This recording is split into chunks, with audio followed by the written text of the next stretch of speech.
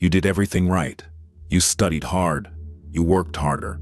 You built the career, the relationships, the identity that the world said would make you feel complete. And somewhere, not dramatically, not in a moment of obvious crisis, somewhere in the middle of all of it, a question arrived. Quiet, uninvited. Is this it? Not asked in anger, not asked in despair, just in an ordinary Tuesday afternoon, in the middle of a life that looks exactly like it was supposed to look. Is this actually it? If that question has found you, you are not broken. You are not ungrateful. You are not having a crisis. You are standing at the most important threshold of your entire life. And Carl Jung spent his career mapping exactly what that threshold is, what it is asking of you, and why the answer to that quiet question is the most significant work a human being can do.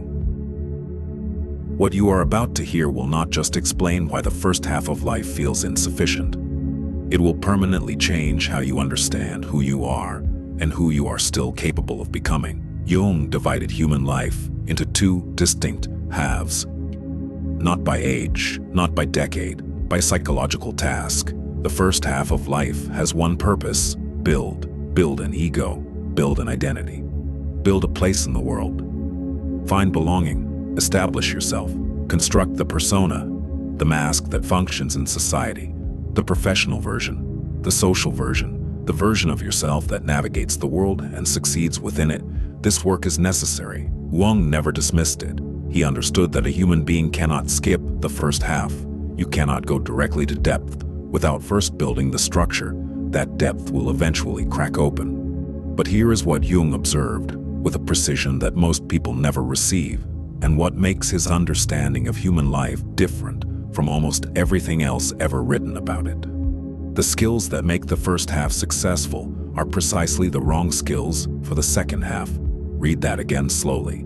The ambition that built the career becomes the cage. The identity that provided belonging becomes the prison. The persona that won approval becomes the wall between you and everything real. The very things that worked so well that they became the problem. In Modern Man in Search of a Soul, one of his most important books, Jung wrote something that has changed more lives than most people realize. He wrote that we cannot live the afternoon of life according to the program of life's morning. That single sentence contains everything, because most people, without ever consciously deciding to, attempt exactly that. They take the program of the morning, achievement, accumulation, approval, performance, and they try to run it through the afternoon of life, and it stops working. Not because they failed, because they succeeded completely at the wrong thing for too long. This is the part most people never hear. Because most discussions of Jung present his ideas as though they arrived from the outside, from observation, from clinical practice, from intellectual insight. The truth is different. Jung's understanding of the second half of life came from living through it himself. At the age of 38, Carl Jung was at the height of his success. He had built an international reputation. He had a thriving practice. He was recognized across Europe as one of the leading minds in psychology. He had been Freud's closest intellectual companion, the person Freud himself designated as the future of psychoanalysis. And then, in 1912, the break with Freud happened, and something inside Jung came apart. Not professionally. He continued to work, to write, to see patients, but internally, in the private architecture of his own psyche, something that the first half had constructed began to collapse. He described this period in Memories, Dreams, Reflections as a time of profound inner uncertainty. He did not know who he was beneath the identity he had built. He did not know what he actually believed beneath what he had been taught to believe. He experienced visions. He had dreams so powerful and disorienting that he questioned his own sanity. And he made a decision that most people in that situation never make. Instead of running from the disorientation, instead of building harder, achieving more, filling the hollow with external noise, he turned toward it. He descended deliberately into his own unconscious. He sat with the images. He dialogued with the figures that arose in his imagination. He painted. He carved. He gave form to what was emerging from the depths. He documented all of it in a private journal that he kept for 16 years. That journal became the Red Book, published only in 2009, decades after his death. It is one of the most extraordinary psychological documents ever created. And what Jung found in that descent, in that deliberate engagement with everything the first half had suppressed, became the foundation of his entire understanding of the second half of life. He found the shadow, he found the anima, he found the self, he found everything he had set aside to build the reputation, the identity, the professional persona. And what he found was not darkness, it was gold. The suppressed parts did not destroy him, they completed him. That completion, that movement from the constructed identity of the first half toward the genuine wholeness of the second, is what Jung called individuation, and he spent the rest of his long life, he lived to 85, helping others find their way to it. To succeed in the first half of life, to build the identity, the career, the belonging, certain things must be set aside. Jung identified these with precision, and they are precisely the things the second half requires you to reclaim. The first is the shadow.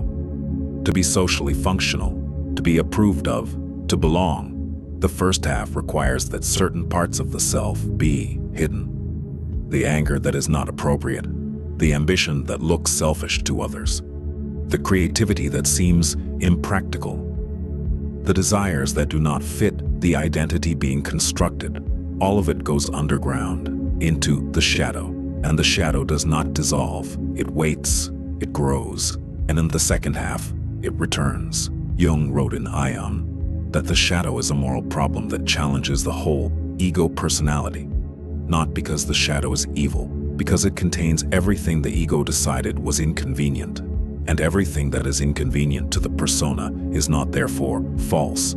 Often it is the truest thing about a person. Jung said the shadow is 90% pure gold, not despite its darkness, because of what the darkness is actually made of: suppressed creativity, authentic desire, genuine anger at genuine injustice, the capacity to say no, the willingness to be inconvenient.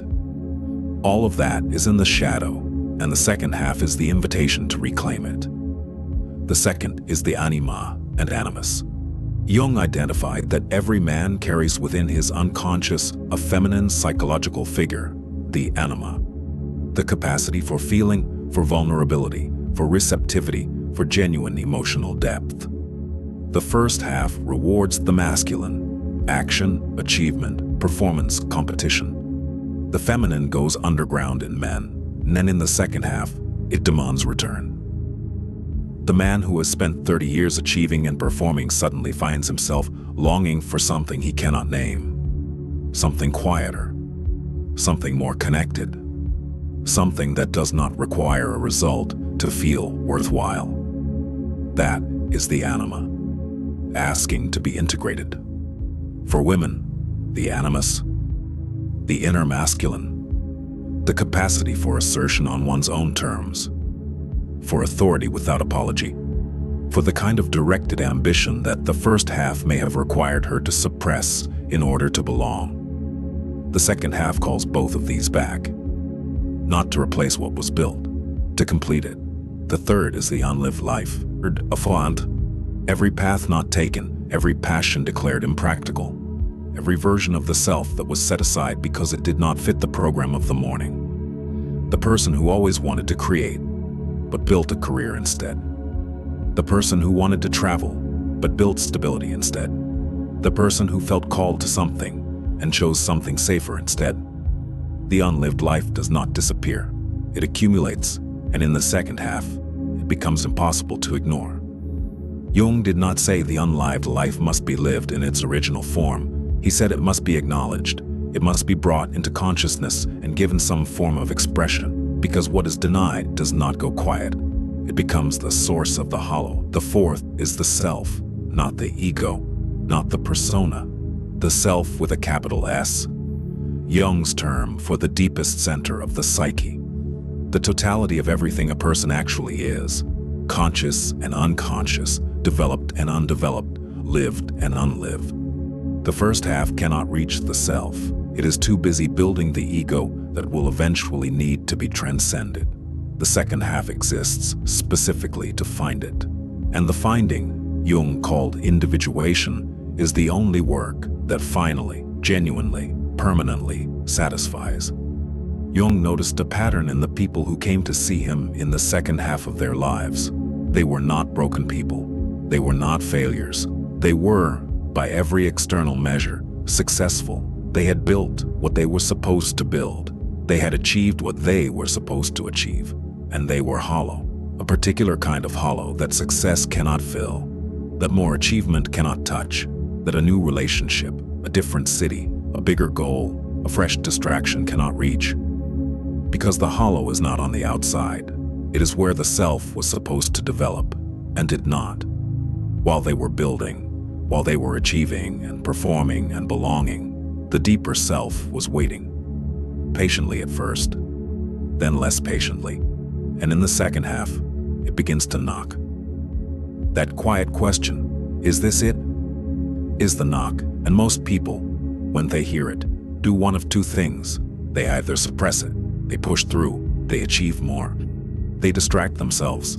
They decide the question is ingratitude or weakness or depression, and they treat it as a problem to be solved rather than an invitation to be heard. This works for a while, and then the knock gets louder, or they run from it. They make dramatic external changes, new relationship, new career, new lifestyle, anything to feel the aliveness that the hollow has taken. This also works for a while, and then the hollow returns. Because neither suppression nor external change addresses the actual source of the hollow. The actual source is internal. It is the self, the unlived life, the shadow, everything suppressed in the building of the first half, finally demanding its due. Jung wrote in The Structure and Dynamics of the Psyche that the unconscious is always in motion, always pressing toward consciousness, always attempting to bring what has been suppressed into the light. The hollow is not a problem. The hollow is the pressure of everything real, pressing from the inside, looking for a way through. The question is whether a person turns toward it or keeps running. The second half of life does not ask you to destroy what the first half built.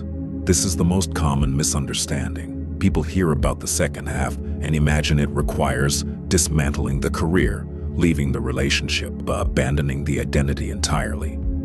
Jung never said this. What the second half asks is something both simpler and more demanding. It asks you to stop being only what you built, to stop confusing the persona with the self, to stop treating the first half's achievement as the final answer to the question of who you are. It asks for depth, and depth is not the opposite of what was built. It is what the building was preparing you for. Jung described the process of individuation, the psychological work of the second half, as a movement toward the center, away from the edges where the persona operates, into the interior where the self lives.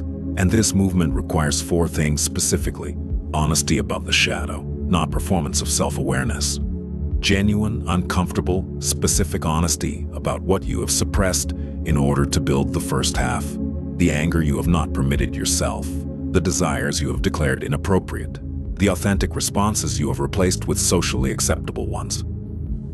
The shadow does not need to be acted upon to be integrated. It needs to be seen, acknowledged, given the dignity of being recognized as real. Relationship with the inner life. Jung believed that the second half requires a genuine relationship with the unconscious, not analysis. Relationship.